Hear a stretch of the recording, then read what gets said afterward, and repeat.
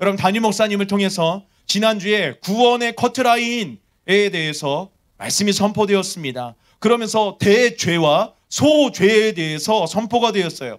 여러분, 대죄는요, 지으면 반드시 지옥에 가는 죄입니다. 여러분, 근데 내 안에 이것이 지금 있나? 여러분, 요시야처럼 말씀을 여러분에게 들려주겠습니다. 선포하겠습니다. 그때 나는 요시야처럼 옷을 찢나? 여러분, 이것을 우리가 살펴보길 원합니다. 고린도전서 6장 9절 10절입니다. 불의한 자가 하나님의 나라를 유업으로 받지 못할 줄을 알지 못하느냐? 미혹을 받지 말라. 음행하는 자나 우상 숭배하는 자나 간음하는 자나 탐색하는 자나 남색하는 자나 도적이나 탐욕을 부리는 자나 술 취하는 자나 모욕하는 자나 속여 빼앗는 자들은 하나님의 나라를 유업으로 받지 못하리라. 근데 더 읽어드릴 겁니다. 에베소서 5장 5절입니다. 너희도 정녕 이것을 알거니와 음행하는 자나 더러운 자나 탐하는 자나 곧 우상 숭배하는 자는 다 그리스도와 하나님 나라에서 기업을 얻지 못하리니. 요한계시록 21장 8절입니다. 그러나 두려워하는 자들과 믿지 아니하는 자들과 흉악한 자들과 살인자들과 음행하는 자들과 점술가들과 우상 숭배자들과 거짓말하는 모든 자들은 불과 유황으로 타는 못에 던져지리니 이것이 둘째 사망이니라. 예수님이 진짜 음행만 음행이라고 하지 않았어요. 여러분, 눈으로 마음으로 품는 것도 음행이라고 했고, 여러분, 살인도 마찬가지예요. 내가 누구를 미워하고 있어요. 계속 미워하고 있어요. 판단하고 있어요. 근데 나는 괜찮은 줄 알고 돌이키고 있어요. 하나님 말씀을 들으시길 바랍니다. 이런 자는 하나님의 나라 들어갈 수 없다고 분명하게 말씀하고 있는 거예요. 이때 나는 옷을 찢냐는 거예요. 요한계시록 22장 15절입니다. 개들과 점술가들과 음행하는 자들과 살인자들과 우상숭배자들과 및 거짓말을 좋아하며 지어내는 자는 다 성 밖에 있으리라. 여러분, 대죄에 대해서 읽어드렸어요. 여러분, 내가 지금 요시야처럼 옷을 찢고 있습니까? 마음을 찢고 있습니까? 아니면 이스라엘 백성처럼 그냥 다시 우상으로, 다시 괜찮아로 나아가고 있습니까? 여러분, 너무나도 신기한 일이 있어요. 좀 이해하지 못하는 일이 있어요. 요시야가 막 이렇게 옷을 찢으면서 회개합니다. 엄청난 회개를 해요. 막 단 다 없고요, 우상 다 없애고요, 막 이래요. 여러분, 그럼 다음 스토리가 어떻게 돼야 돼요? 하나님이 이스라엘을 살려주셨더라, 이게 나와야 되죠. 근데 어떻게 하면 됩니까? 여러분, 남유다가요 멸망합니다. 요시야가 그렇게 회개하는데도요 이스라엘이요 멸망해요. 여러분, 우리는 이것을 반드시 알아야 돼요. 다시 한번 외쳐보세요. 회개에도 회개할 수 있는 기회가 있습니다. 여러분, 아무 때나 할 수 있는 것이 아니라고 여러분 분명하게 우리에게 지금 오늘 말씀을 통해서 주님은 알려주고 있는 거예요. 여러분, 사울 왕이 그 증거예요. 남유다의 멸망, 이스라엘의 멸망이 그 증거예요. 요시야가 회개합니다. 그럼에도 불구하고 하나님은 심판하십니다. 여러분, 왜 그럴까요? 여러분, 예정론 최고의 난제 토기장에 비유해서 담임 목사님이 이것에 대해서 이렇게 말씀하셨어요. 이것은 하나님께서 심판을 확정하시고 내린 명령입니다. 회개도 회개할 수 있는 기회가 있습니다. 아무 때나 회개하면 되는 것이 아닙니다. 요한계시록 2장 21절 개정해 보면은 또 내가 그에게 회개할 기회를 주었으되 자기의 음행을 회개하고자 하지 아니하느도다.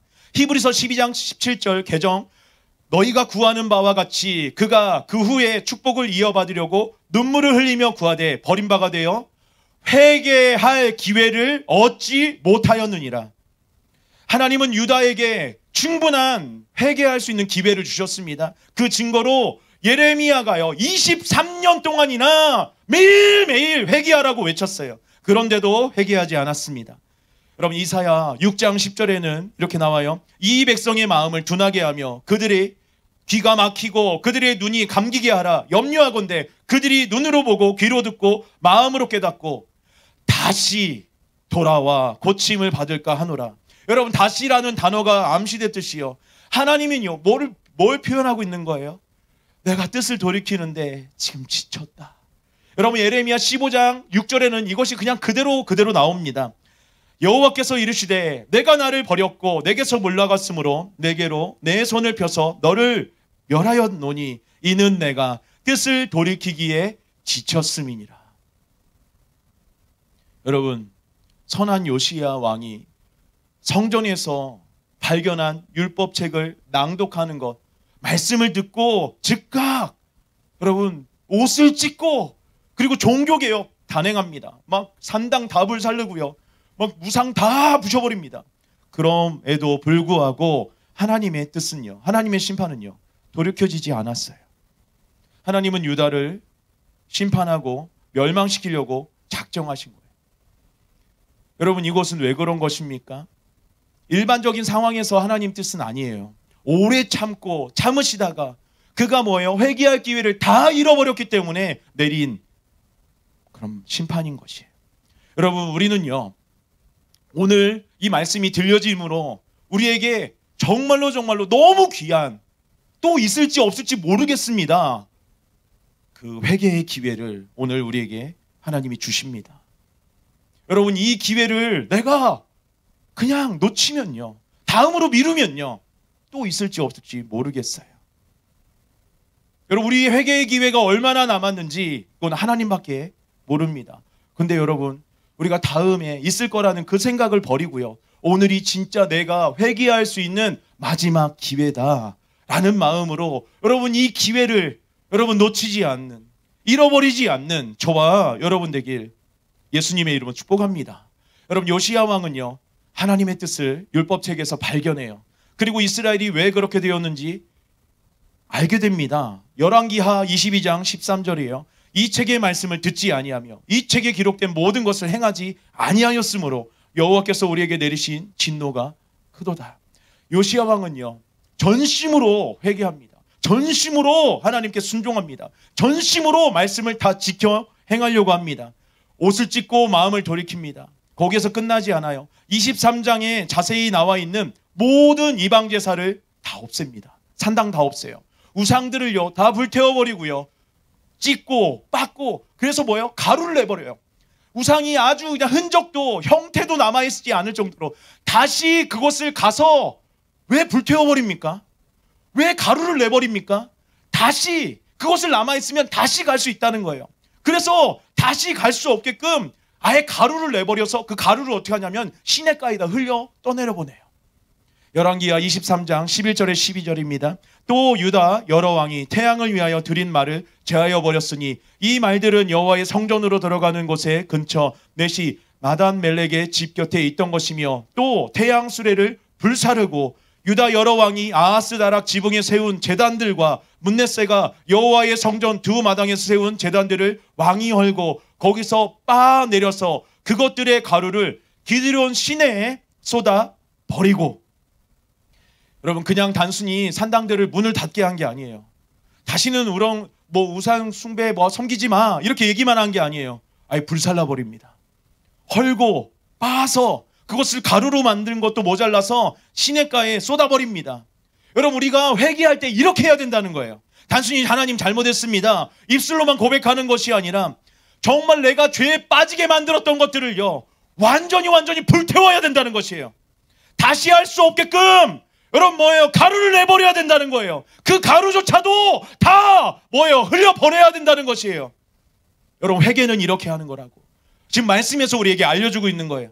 하나님 잘못했어요 하고서 단순히 눈물 몇 방울 흘리고 다시 또 돌아가는 것, 여전히 죄가 지을 수 있는 것이 남아있는 것, 여러분 이거 회개 아니라는 것이에요. 마음이 변해야 돼요. 우리의 삶이 변해야 돼요.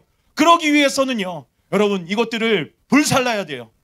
나를 계속 죄짓게 만드는 것들, 여전히 내가 돌아갈 수 있게 만드는 것들, 이것들을요 가루를 내야 돼요. 그 가루조차도요 다 시냇가에 뿌려버려야 되는 것이에요. 여러분, 제가 고등학교 때 이제 제 짝꿍하고 같이 처음 교회를 가게 됩니다. 거기서 이제 금요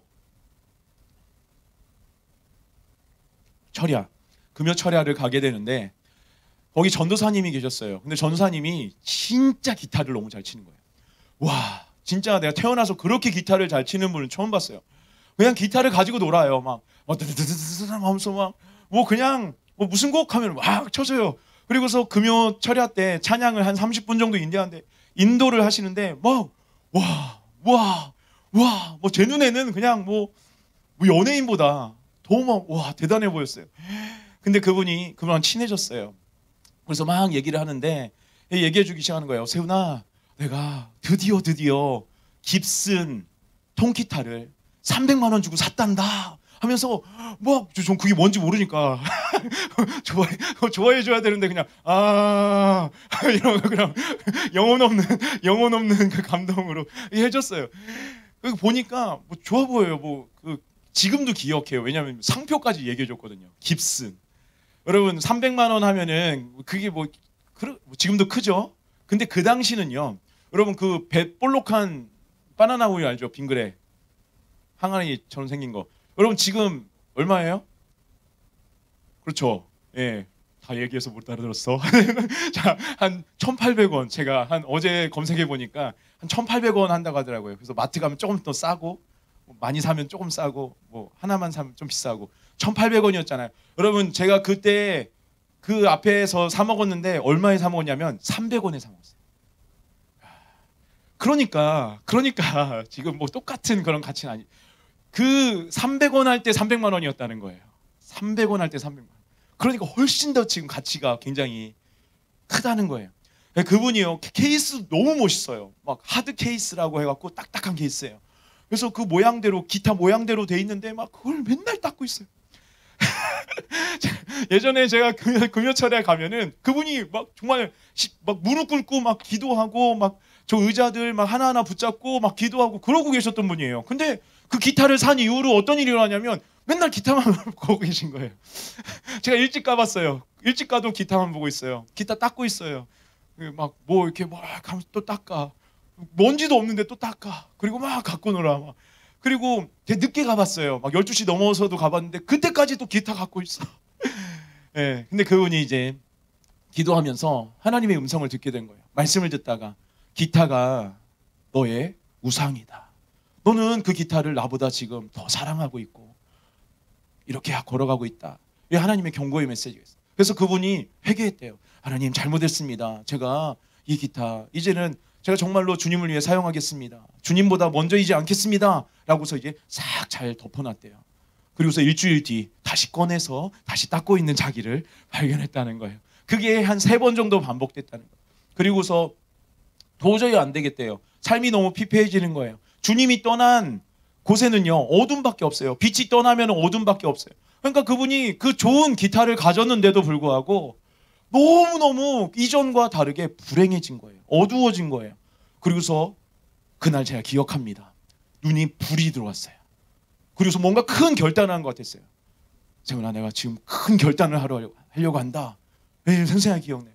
그러더니 그 기타를 가지고요. 그 교회 뒷마당에 가기 시작했어요. 그러더니요. 그 기타를요. 때려 부시기 시작하는 거예요. 막 인정사정 없이. 전 미친 줄 알았어요. 선생님 왜 그래요? 선생님 왜 그래요? 근데 케이스도 갖고 와. 케이스도 막 갖고 와요. 그러더니 갑자기 거기 무슨 쇠로 된 거기다 넣더니 불을 붙여서 다 태워버리는 거예요. 그럼 저는 너무 무서웠어요. 그리고서 이제 그분이 그 예전에 썼던 그 10만 원짜리 다 부셔지고 허름해졌던 그 기타를 그냥 가져와서 막 금요 철야 때 이제 찬양하기 시작하는 거예요. 근데 잠깐 막 간증하기 시작하는데 제가 우상 숭배자였습니다. 제가 기타라는 그 우상을 이렇게 숭배했습니다. 말로만 했을 때 제가 돌이켜지지 않았습니다. 오늘 그 기타를 제가 부시고 태우고 왔습니다. 제 안에 얼마나 기쁨이 있는지 모릅니다. 제 안에 얼마나 자유함이 있는지 모릅니다. 다시 잃어버렸던 주님을 되찾았습니다. 하면서 정말 그냥 막 30분 동안 울면서 그냥 찬양하는데요. 막 회개의 은혜가 그곳에 강타하기 시작하는 거예요. 막 주님의 임재가 막 강타하기 시작하는 거예요. 회개의 역사가 막 강타하기 시작하는 거예요. 거기 모였던 사람이 한 분도 빠짐없이 그 막 회개로 막 나아가는 거예요. 그 원래 그런 귀한 분이었어요. 근데 주님을 잃어버리니까 다 잃어버렸었어요. 여러분, 이것을 우리가 알기 원합니다. 우리가 회개할 때 내가 입술로만 회개하고 다시 죄로 돌아갈 것들 그거 남겨놓고 있지 않은가? 오늘 여러분 주님 앞에서 여러분 불사르게 되길 원합니다. 찢고 빻아서 가루를 내어서 그 가루조차도 남아있지 않도록 다 떠내려 보내길 예수님의 이름으로 축복합니다. 여러분 이것이요 정말로 진짜 회개로 나아가는 길이에요. 진짜 한 줄기 빛이 될 수 있는 사람이 되는 길이에요. 여러분 그런 저와 여러분 되길 예수님의 이름으로 축복합니다.